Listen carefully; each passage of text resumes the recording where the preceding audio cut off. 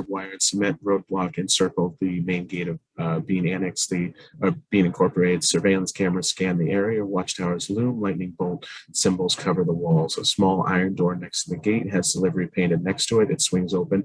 An old man comes out and props it up with a broom. He rolls a small dumpster filled with plastic bags and trashes, pushes it around the corner. Fox, Kylie, and Ace race through the door discreetly on their miniature motorcycle. The old man comes back rolling the dumpster. He takes away the broom and shuts the door. A whitewashed brick pile, three stories tall, sits apart from the other structures on the farm. The door to its courtyard is made of iron and painted yellow. Fox, Kylie, and Ash park behind the crate. Fox pours out a bucket of apples over the motorcycle to camouflage it. They run into the door. Fox climbs onto Kylie's shoulders and tries the knob. It is locked. Kylie, you got a credit card? Sure. See, this is what I'm saying about how good you are just being available for a titanium card. How the custom you qualified for this? I pay my bills on time. I've always had good credit. Examines the card with mild resentment. He picks the lock easily, but seems surprised by his success. But wait a second. What's the thing you do? The whistle and the clicking sound? What do you mean? That's my trademark. He repeats the trademark. Kylie looks slightly annoyed. Kylie and Ash stop in their tracks. Beagle opens his eyes. Give me a blueberry. What? You forgot the blueberries? Never said anything about any blue. Of course I said. I wrote it on your paw. What's the white stuff around his mouth? I think he eats soap. That's not soap. Well, then why does he have that bubbly... He's rabbit with rabies. I've heard about this, Beagle. You two go ahead while I distract it. Go. Bean's helicopter lands on the top of Mac's head. Fires smolder and farmers continue to chase after the animals in the village below. Boggis, Bunce, and Bean, leaning over and holding their hats, run to the chopper, climb inside, and they take off. Kristofferson sits on the floor, huddled in the corner of an apple crate. There's a clanking sound from above. He looks up. Who's that? Kylie grimaces as he pulls and twists at the chicken wire screen door over the trap. Ash's style covers him. I can fit through there. Huh? You want to know why? Why? Because I'm little. Give me that shoelace. I feel like there's a tenderness in your eyes, isn't there? Yes, I'm right. You're a good boy. A little lonely, maybe, but terribly sweet. Hello there, boy. Is your name Spitz? That's German, isn't it? Ash lowering himself into the attic with 3 different colored shoelaces tied together and belted around his waist. It's me. I'm rescuing you. I've got mixed feelings about that. I don't blame you. Can you give me a karate lesson real quick? Okay. Stand like this. 1 minute later, Kristofferson continues Ash's karate lesson. Position yourself on the balls of your feet. Close your eyes. You weigh less than a slice of bread. 3 minutes later, Kristofferson continues Ash's karate lesson. Now, for a rudimentary version of a cyclone chop. First, you need to get a running start, which obviously I can't do in here. Then, you arrive at the destination of the chop. Lean and thrust into the point of contact. Paw remains open and straight, then withdraw instantaneously. Remember, it's pullback that matters. Pull back. Got it. Generates the force of the impact. Got it. All right. Ash makes an aiming practice chop toward the padlock. Yeah, I'll just chop this right off. Ash turns and walks 10 paces away to the far end of the shelf. He recites the quick mantra and takes a deep breath. Kylie watches from above. He's gonna do it. Kylie looks down to Fox in the courtyard. I thought he said he never look a beagle in the eye. Why, you're just as sweet as Fox and the Beagle lock eyes. The pupil of the Beagles contract and completely disappear. The whites turn into bright red. Fox's eyes open wider than their sockets. Ash screaming at the top of his lungs as he sprints towards the apple crate. Yeah! Ash's sock slips on the surface of the shelf. He somersaults twice through the air and bounces his head off the side of the apple crate. He rebounds and lands upside down, half conscious. Kristofferson stands uncertain with his hands gripping the bars of the cage. Did you chop it? The cage tips slowly backwards and falls off the shelf. Ash looks horrified. Kristofferson braces himself. The apple crate hits the floor and shatters into pieces. Kylie is on the roof. He looks shocked. Fox pops below in a sudden burst. He moves erratic, disoriented. He looks up into the courtyard at the rabid beagle, which continues to pitch an insane fit, running in circles after its tail. You okay? Fox pants and dripping sweat. Stares at Kylie vacantly, makes Kylie's signal. Ash, coming to, picks himself up and runs to the edge of the shelf. Kristofferson! Kristofferson!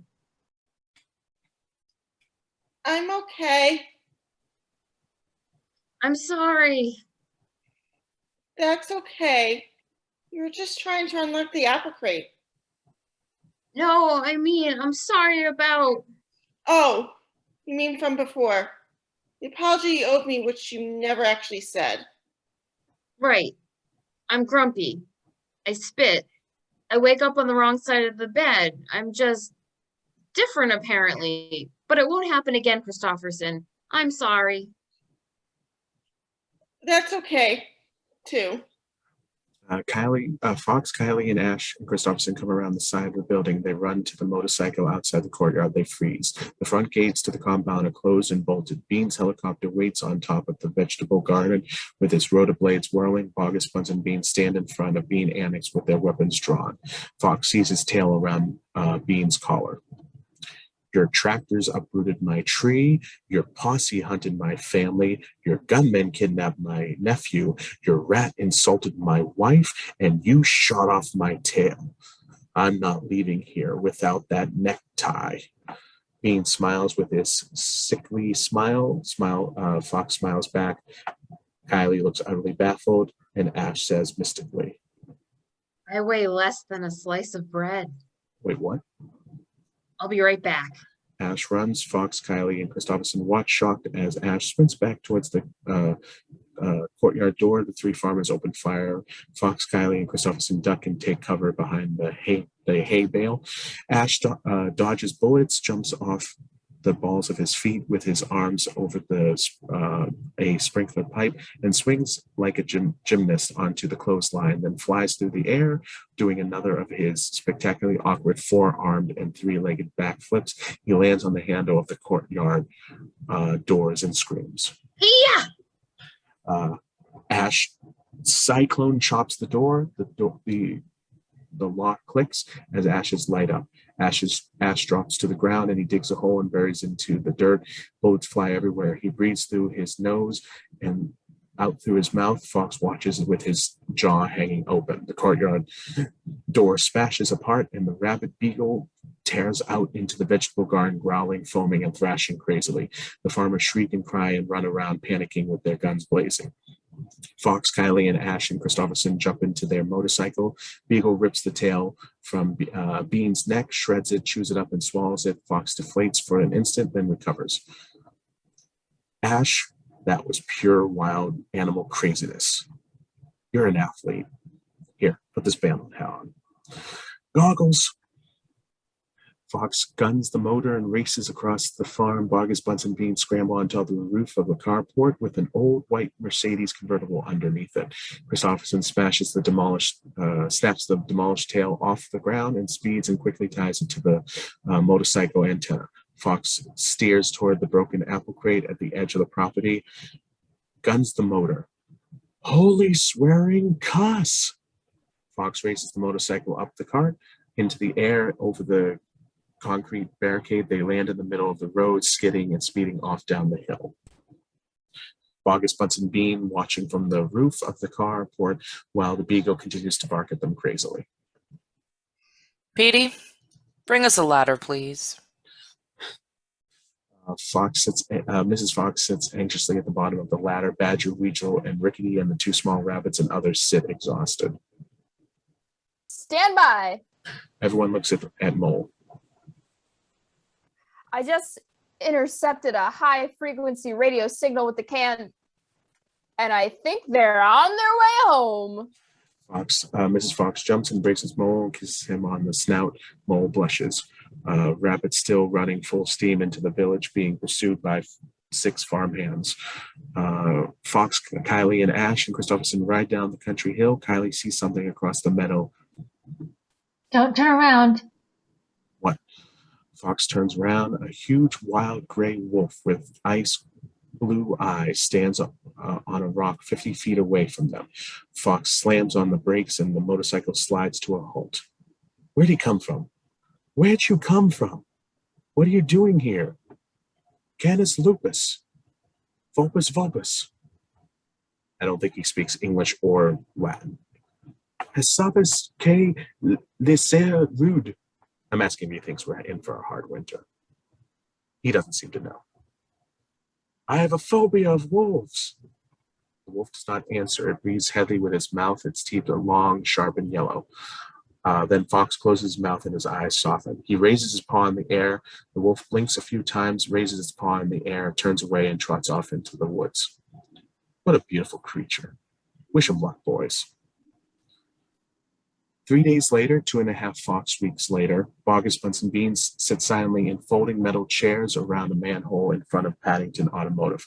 Boggis' carbine rests across his lap. Bunce's shotgun hangs from a strap-on over his shoulder, and Bean cleans his Luger. These 3, in this reporter's opinion, obsessed farmers remain convinced the fox in question will eventually reappear. Why? Because foxes aren't meant to live in a sewer. They're refugees. All they have to eat down there is Trash. And not much of it. Thank you, farmers. For Action 12, this is Dan Peabody. The shot booms down into the ground below the street through layers of cement and cobblestone. It descends past Badger's family and his family having dinner in a nicely furnished drain pipe, past Rabbit and his family watching a stolen portable TV set, past Beaver and Mrs. Beaver hosting Mole and Weasel for a cocktail in a tasteful sewer condo.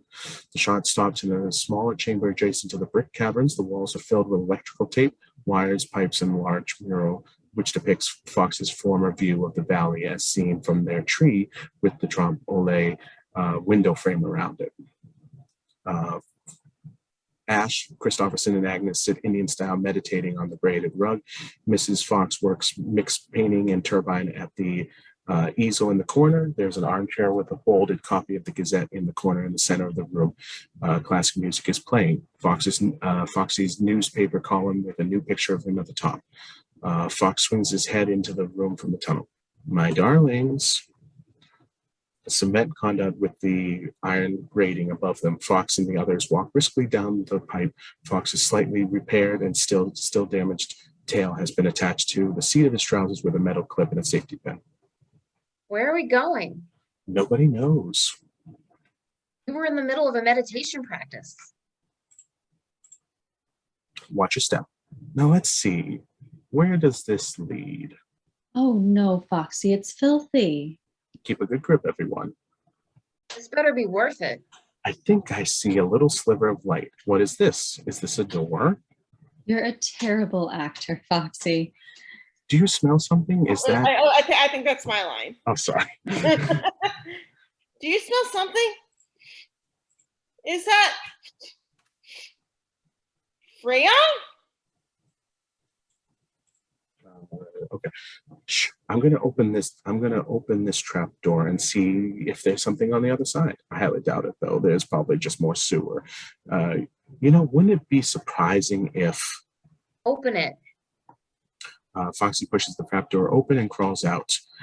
Foxy and the others stand in the middle of the aisle of the center of a large grocery store. To their left is a refrigerated section of milk, eggs, meat, fish, and cheese. To their right are canned goods, breakfast cereal, laundry, detergent, rice, pasta, and condiments.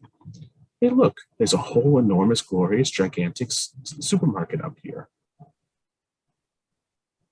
You really are kind of a quote unquote fantastic fox. I try. Get enough to share with everyone, and remember, Rabbit is vegetarian, and Badger supposedly is allergic to walnuts, although I personally think maybe he just doesn't like them. So I guess now that Kristofferson's dad's already down with single pneumonia and getting better, he'll be going home soon. Actually, when he spoke to me from the hospital, he said he was already talking to Weasel about real estate availabilities down in our sewer system. Well, now's the time to buy. Kylie comes around the edge of the aisle, pushing the shopping cart full of jellies and jams. He does a kick step and a clap and stares at Foxy and waits. Oh, I get it. That's your trademark? Foxy turns back to Mrs. Fox. He notices something and stops. She stares at him strangely. She is glowing again. I'm pregnant again. I think we're both glowing this time. Ash, Kristofferson, and Agnes join them, all holding their own junk food punch boxes. Ash has grape juice all over his face and shirt.